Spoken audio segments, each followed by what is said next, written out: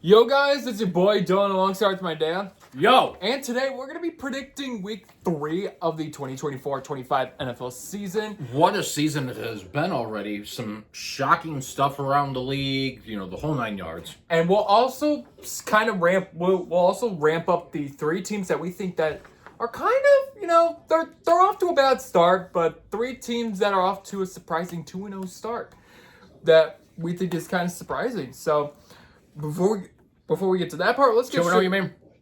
Huh? 2-0 start? Yeah, 2-0. That's what I said. All right. Okay. We'll start with the Dolphins and the Bills. Now, this is probably going to be a Bills win. I'm already telling you this right now because the Dolphins, I'll talk more about them later, but for now, I have the Bills win this one.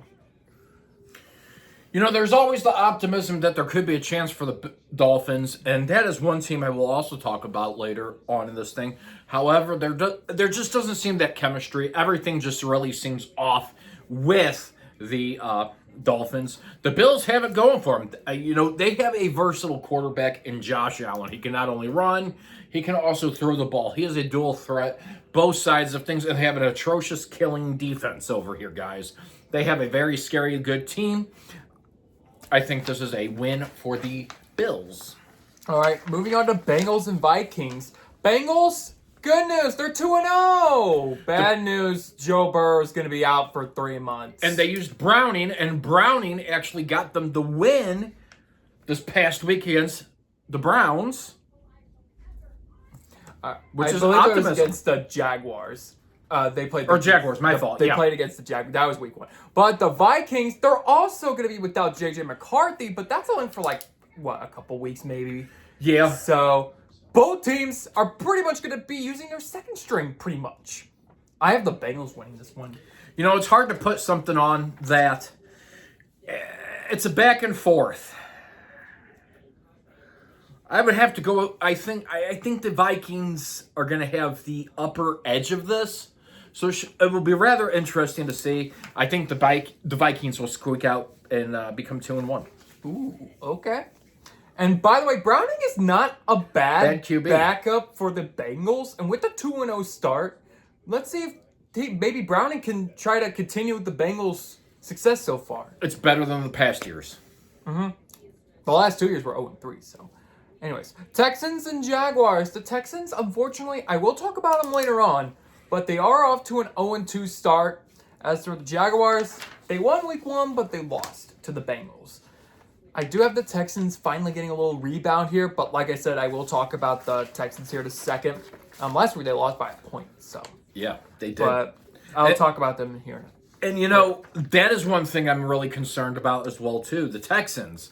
However, I call the Jaguars Baby Jaguar after Go Diego Go.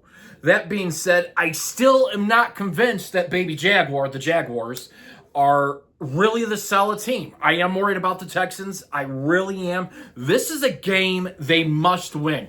When I say you're 0-2, and you watch the teams in your league or in your division start to slowly climb up there, it's hard to get out of a 0-3 compared to an 0-2. So you need to make some adjustments, and that's what they need to do on this, and they need to get a win, and I think the Texans will actually get the win.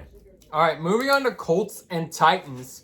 Honestly, 2-0 for the Colts. They barely beat the Broncos, and since they're playing against a weak Titans team, a Titans team that, they're going to suck always, I think the Colts are going to go 3-0. Who would have ever thought Daniel Jones was the star QB? I mean, they are making this guy... It goes to show you guys a change of an offensive scheme, change of an offensive or offensive coordinator, how much the trajectory of somebody's mechanics can really, really change. If you talked to me before the beginning of the season, I would have sat there and said, hey, I don't think he's a good quarterback. This changes everything around right here for it.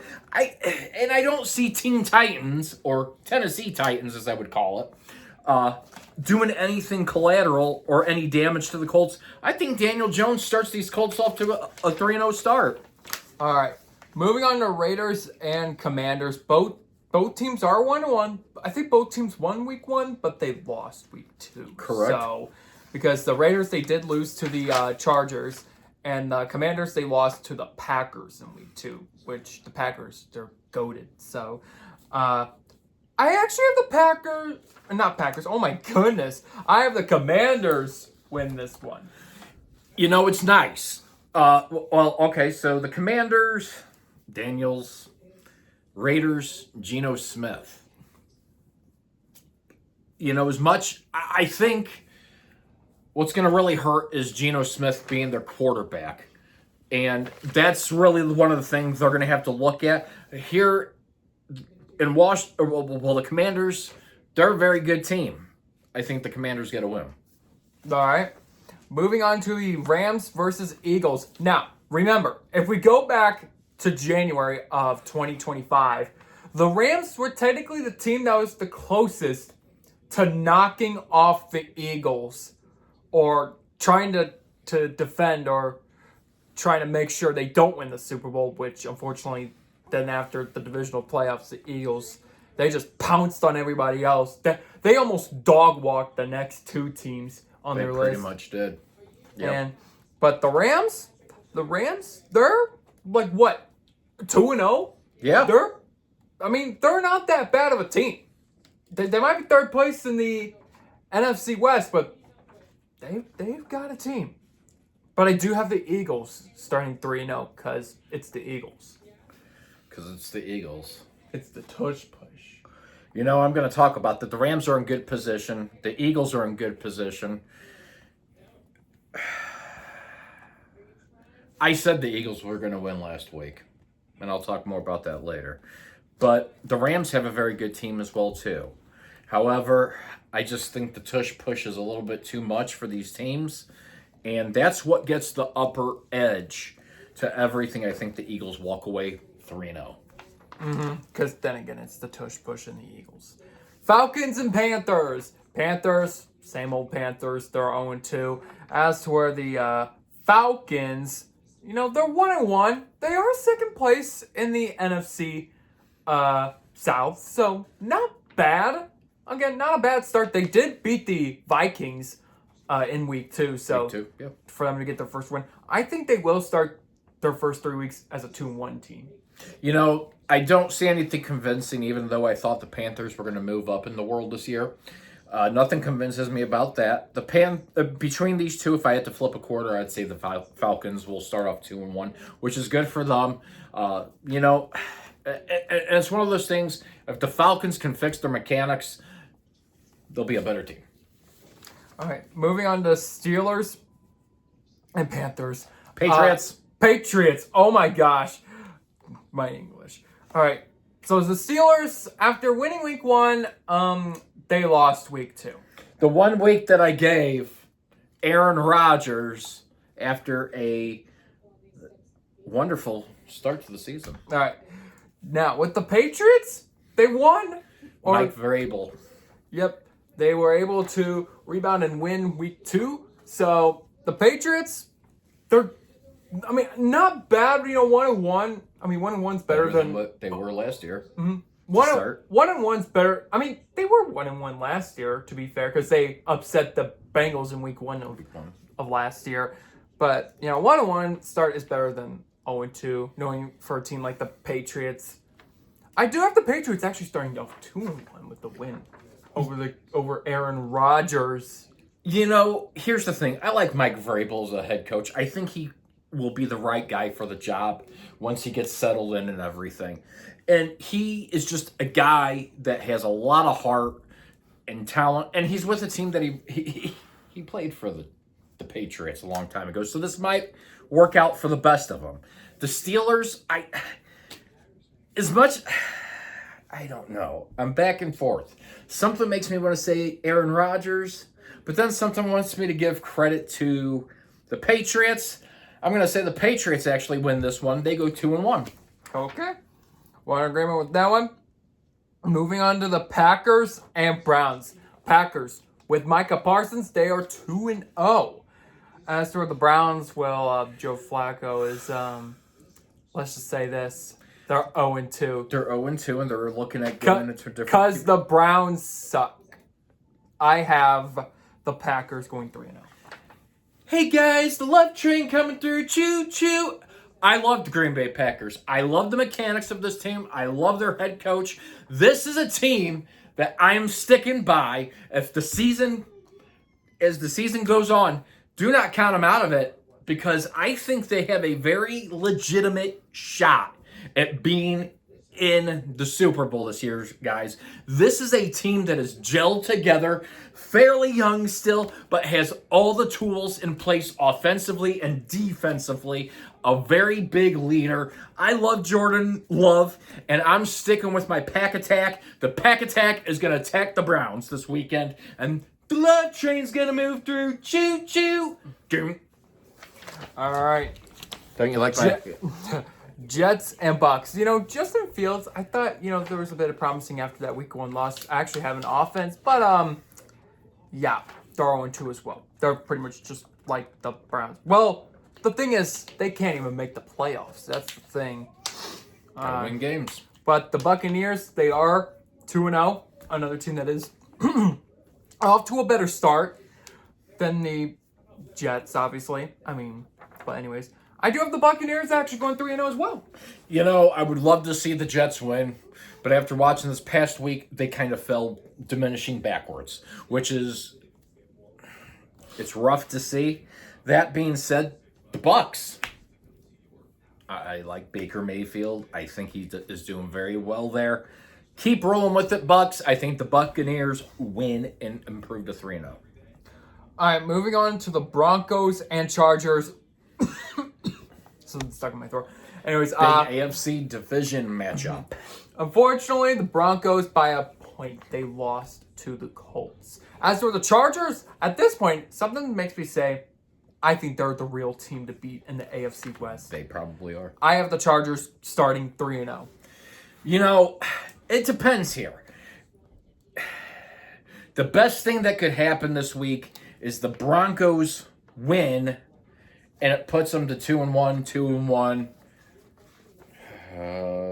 The Raiders lose. They drop to what? 1-2. 1-2. And they're tied with the Chiefs at 1-2 if the Chiefs were to win. Mm-hmm. That helps the Chiefs out by a margin a little bit for each team here in this division.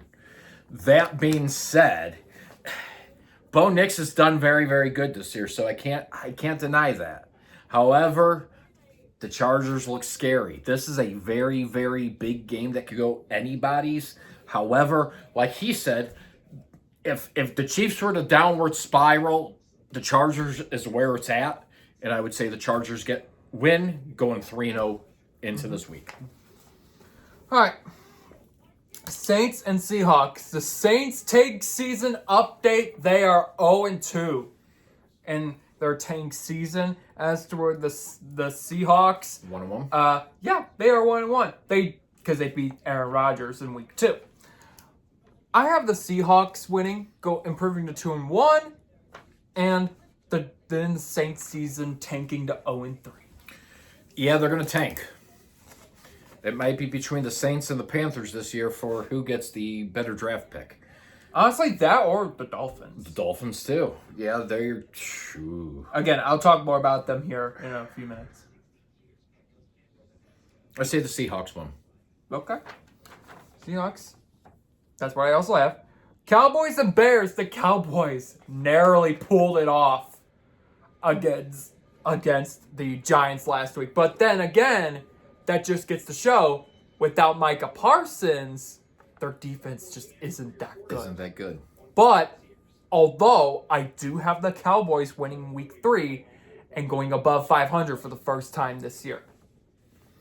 Look, there were a lot of flaws exposed. Who would have ever thought Russell Wilson put up the kind of numbers that he did? I think Russell Wilson is the starter for the Giants. I will say that 100%. I think he played very well against the Cowboys. That being said, I was really, really scared for the Cowboys. This was a very dangerous game right here that showed the Cowboys really need to improve defensively in order to stay in the game, because allowing that many points really, really hurt. That being said, I do think the Cowboys will win. This is a week that they must win against a easier Bears team. A weak team. And the controversial thing is when it comes to the Cowboys, they're kind of more known for they can beat the weak teams, but against like the better teams, They can. They slack. Like for example, the what's that team? The Eagles. Yeah. I mean, it was close, but they were unable to beat. So sad thing. 3 more games. We have the Cardinals and 49ers. Cardinals, I'll talk about them more in a second, but they are off to a 2-0 start. Not bad for Arizona. They do play against another team that's off to a 2-0 start. This is pretty much for probably first place for the division in the NFC West. I actually have the 49ers claiming sole possession of first place, improving to 3-0, but the Cardinals, they'll drop to 2-1, while the baseball Cardinals might miss the playoffs again. Purdy's out. Old Patriots QB in. Plays great. This might, here's the thing that happens with this. First and foremost, as much as the Cardinals, not Carolina, as much as the Cardinals are 2-0, I think this is a big game in front of the 49ers. Home turf, that crowd energy really shows up here. That being said, I really do. I think you're going to be starting to look at, is Purdy their QB in the long run? Or do they switch out to a different QB? I think the 49ers do, though, win this game. All right. Moving on to the Chiefs and Giants. Sunday night football. What was that all about? I don't know. I was trying to mimic Carrie Underwood. Yeah, that's not Carrie Underwood. All right. Chiefs and Giants. Again, like we said earlier. I mean, again, but then again, it was against the bad defense. The Giants, they had the offense with Russell Wilson, showing that Russell Wilson's not that bad of a quarterback. I mean, he's not a horrible quarterback. But then we've got the Chiefs. They're 0-2 as well. This is their worst start since 2014. If they go 0-3, that is going to be an I mean, even though the Giants are 0-2, and again in the last game they showed offense, so I got the Chiefs winning. I'll give the Chiefs another chance here. I think they're gonna improve to 1-2, and they will beat the Giants. But rumors have it that they may have Xavier Worthy playing in Week 3, but he'll have to wear a harness. Yeah, and that's huge right there, Worthy. And here's the thing people have to also understand. And I'm not trying to give the Chiefs credit or wherever. They have a lot of miscommunication problems. Patrick Mahomes is your best rusher right now on this team. There is no Isaiah Pacheco at this point. Kareem Hunt has put better numbers up than what Isaiah Pacheco has. But this team does not look like a team. They look horrible offensively. And don't get me wrong, defensively, the defense can only do so much when your offense is not able to go out there, produce points, take time off the clock, run that clock out. Now, their defense had a hard time going against the tush push, which we will talk about. I do want to talk about the tush push later on because that affected a lot of things as well, too, for a lot of people. I'm not using it as an excuse that they should have had a chance to win when they missed opportunities. Butker missed a field goal, correct? Yeah. And then you had Travis Kelce, who, really, he had a ball, it went off of him, and he gave up. It wound up being a interception overall. If Worthy comes back, that is great. But how much of a mobility factor is Worthy going to be in that slinger harness that he has to wear? And what other things does that pull from it as well, too? The fact that you're now having to go out there. The Chiefs literally do not have a lot of money in their budget to move up. Penalties are killing them as well, too. But they got to find a way to cover Patrick Mahomes. They've got to be able to find a way, for any of that. Part of the problem, I think, with the Chiefs as well, too, is they have too much going on their plate. You're seeing commercial after commercial. You're having the launch of a restaurant. You're having the launch of this. They need to focus that on the outside of the offseason than during the season. You know, a Taylor Swift marriage and everything of that nature. Knock it off, media. You need to knock it off and focus to the basics of what that is. And it's nothing against marriage or, you know, okay, they're opening this restaurant or whatever, but that affects their mobility and gets into their heads to focus on other avenues. They need to focus on this game big time. And they are collapsing and imploding really bad. The Giants, they didn't play bad last week. To put up the points that they did against the Cowboys just shows you they have that ability to do that. The Chiefs haven't shown any ability of putting 30 points up this year. Nowhere near. If they have Worthy back, they're going to win, hopefully. I'm putting a Chiefs win here, and, you know, we'll talk about them again later. All right. And then for the final game, Lions and Ravens. Lions, they were able to bounce back and get a win. Same thing with the Ravens. They were able to bounce back and get a win. So both teams, 1-1. I actually have the Lions winning in week 3. Wow. So, I don't know. Something just makes me say the Lions, they might pull off a little bit. I wouldn't say upset, but they're going to pull off a little bit. It would be an upset, really, if you looked at it. Because, you know, the Ravens, they're in Baltimore. Well, this is one we're going to disagree on. I think after... listen, when you lose to Josh Allen, I think you go back and you tighten up your gaps. Losing to the Bills can be a good thing or a bad thing. The good thing is it teaches you have flaws. You have to tighten up your defense, your clock management, and being able to hold on to that lead. It's going to be a good game. I just think the Ravens have a little bit more power there with Lamar Jackson. He's a dual threat. He can run the ball and he can throw. He has a great defense. And this Lions team is, you know, yeah, they had a win this past week, but to go out against the Packers the way they really did, really showed against a good team. There's that possibility that they could lose. Hopefully that isn't that way. All right, and then here's the additional segment I have, and that is 3 teams that I think that I'm concerned for. But I will start on the 3 teams that I'm surprised for, teams that are actually kind of doing good right now. First team I have, and what I might just do is I'll probably just do my section first of the surprise teams to try to make this go a little quicker. So I'll start with number 3, the Chargers. The Chargers, I think beating the Chiefs was probably their biggest obstacle that they overcame. And with that, they can win more games after beating the Chiefs.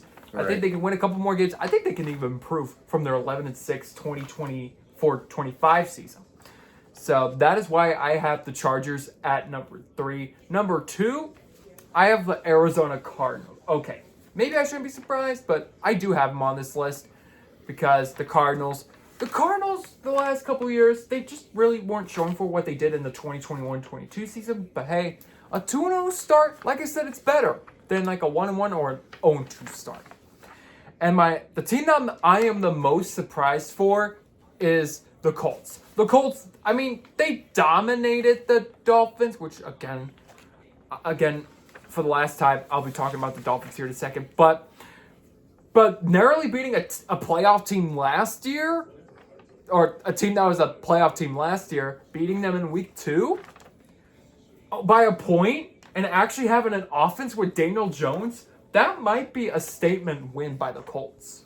Yeah, it could. And here is what I actually have as my top 3 going in the third first.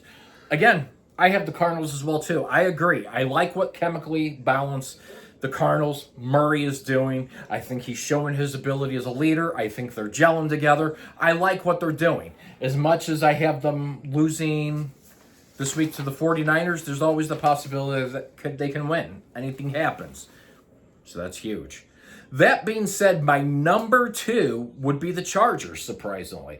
That win against the Chiefs, I think, is a spark that really helps out 100%. This is a team that I think everybody needs to really watch Justin Herbert. He's got wideouts. He's got a great defense with Bosa.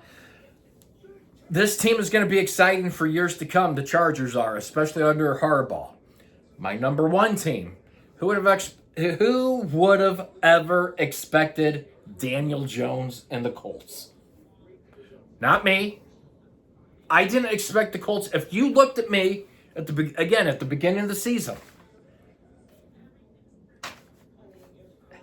So yes, I am happy for the Colts. I'm glad Jones is working. I hope it continues to work.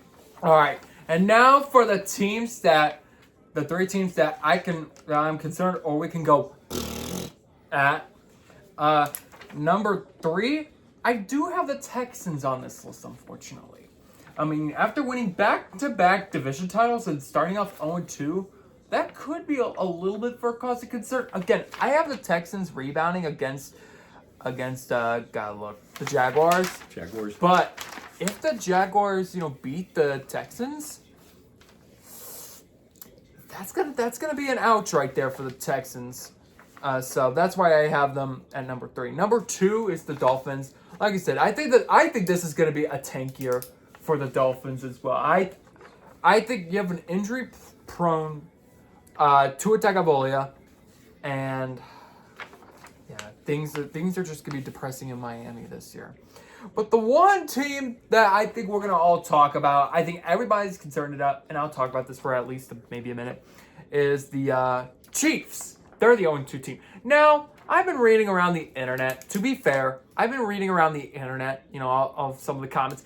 So there's a lot of people in the comments going between, oh, the Chiefs are finally going to get the beating they deserve, or, oh, America's going to be rooting for the Giants in week 3. Here's the deal. There's teams that have actually started off 0-2, and history has shown that they went from 0-2 teams to a deep run in the playoffs. Some of them. Oh, well, not all of them, but there's been some results of a team, starting off 0-2. Remember, last year, the Ravens, they went 0-2. They came back, they finished 12-5, and they went to the divisional round. I think they were kind of the closest, to eliminating the Bills sooner. But then again, the Chiefs, they're too worried about, like you said, they're too worried about, Taylor Swift. But the Chiefs need to get their A game. And if what's his name? Xavier Worthy, if he actually does come back, maybe that could kickstart some improvement for the Chiefs. But I think when Rashee Rice comes back and when you have more options available for the Chiefs, I think the Chiefs will start to get, in my opinion, I do think the Chiefs, they'll probably start getting their offense back. And that's probably going to be a big bout. I think the more players they start getting back from IR, injury reserve, I do think they'll start getting more offense, maybe even more win. Maybe they'll start winning games again, and we'll see what happens. Wow, it's almost like we have the same things on here. It's almost like we were looking inside each other's minds here. Well, mine's kind of in a different order. My number 3 is the Dolphins. If you would have asked me this, I would not be thinking the Dolphins were where they are. However, this is just showing as Mike McDaniel, the guy for the Dolphins, is two of the future of this team. Where does Tyreek Hill go from here, guys? And, that those are things, he wants to win a Super Bowl. He's eager. What does that stand for him, going forward? I think the Dolphins season is probably if they don't win this week, it's probably non-salvageable. Same thing with the Texans. 0-2 to start. I would have never thought it, especially after how they've started C.J. Stroud and everything. I think he's a great QB. They just need to get their head in the game. I think they can win this week and put themselves in that W and start positive momentum going forward. My number 1, I am 100% worried for the Chiefs right now, simply because of all the things that I stated earlier. Also, another thing I want to point out as well, too, as much as anybody doesn't like, Nagy is not utilizing Patrick Mahomes the way that he should be. Matt Nagy, I've never been a big fan of Matt Nagy as an offensive coordinator. Eric Bieniemy, I don't care what anybody says, Eric Bieniemy was the guy that led Patrick Mahomes to stellar performances, stellar seasons, and they let that opportunity go out the drain. If there was some way they could get him back, that is the person they should be calling to lead the offensive coordinator position. I would be firing Matt Nagy. And it's not that you fire him, it's that he's not executing the way that Patrick Mahomes has the ability to be able to do. You have a lack of offense right now. You really do. You have to have a run game. You have to have an established passing game. And what they have right now, they are having him run circles. When I watched this game against the Philadelphia Eagles, it felt like the Super Bowl all over again for that first quarter. Then the second quarter, they started doing a little better, but then the third, and then all of a sudden it was voila, washed away and everything. And that hurts them a lot. The problem is they have too many distractions going on. They need to equalize the distractions, neutralize it, get rid of it, and focus on football instead of a love story or, and I'm happy that they're opening a steakhouse. They are great people. The problem is when you utilize too much stuff, and they're not allowed to shoot commercials and stuff during the season due to what they have to do. So all that stuff has to go through the off season, but you just see how much stuff they're committing to during the off season that is getting away from the practice mobility. You have to stay, and you have to practice during the off season too, your workout and everything. You cannot let go. It is a rigorous sport that requires you to train 24/7. So that is where I end with that. They need the win right there. However, do we have a minute or two to talk about the tush push? We can touch up on tushy pushy. Okay, so tushy pushy. I'm going to go ahead and talk about this first. Don't you like how I said tushy pushy? Comment if you like the word tushy pushy. Okay, anyways, back to the topic. So, here's how the tush push works. Pretty much, you line up, and I'm going to talk about this because I saw many angles of it. However, I don't think it was the reason the Chiefs lost. The Chiefs lost on other numerous errors 100%. However, if you notice how they line up with the tush push, I will notice it. A lot of people saw it as well too. They are clearly offside. They don't have the ball snapped. They're going forward. The other thing is they're pushing the QB forward. They're pushing the QB forward. Defense can't do that. Defense cannot strategically line up in a formation to defend a tush push. They cannot line up and be able to stop a tush push, and they cannot push a defender into the quarterback or anything without a penalty being called. So it's kind of an unfair advantage for the Eagles. I think if they're going to keep it, they're going to have to start regulating it a little more tightly and everything. And I'll tell you right now, there were 3 or 4 different times that I saw on the camera where they were over. I'm not saying that would have determined the outcome of the game because it never would have.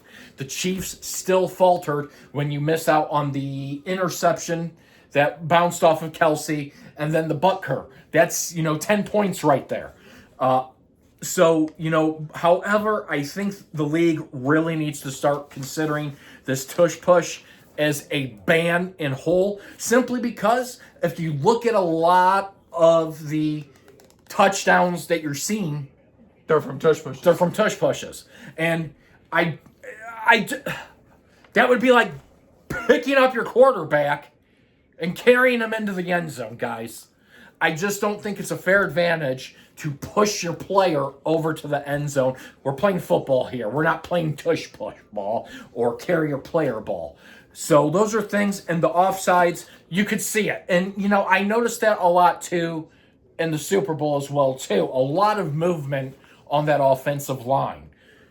At some point, it's going to probably draw a lot of criticism, but that's what that is. And you got to watch it, too, because the Bills are also doing it, but I don't know how much they're doing it as much as the Eagles. Right. But then again, watch also, because the Bills are kind of using a similar move, too. So, But yeah, I mean, I don't mind the Bills. I think it's the Eagles that I'm a little bit more like, legitimately. do we really need to keep using it? Like at this point, there comes a point where that's a cheat code. Like that, Pretty much. I think that's a cheat code. And ladies and gentlemen, one more thing. My sister has transformed into an Eagles fan, unfortunately. And there's nothing wrong with being an Eagles fan of anything of that nature. It's just the point of the matter of winning the game. Unfortunately, no defense mechanically can line up in that position to go ahead and do it. So that's where I think a lot of frustration comes out. And that does distract the mobility because when you can't line up, it's like getting free first downs. That's pretty much what you're doing. So, anyways, that'll do it for tonight's video. If you guys want to see more content like this, smash the subscribe button. Smash that like button. Comment if you want to see something else. Comment if you want to see Dylan play a Madden.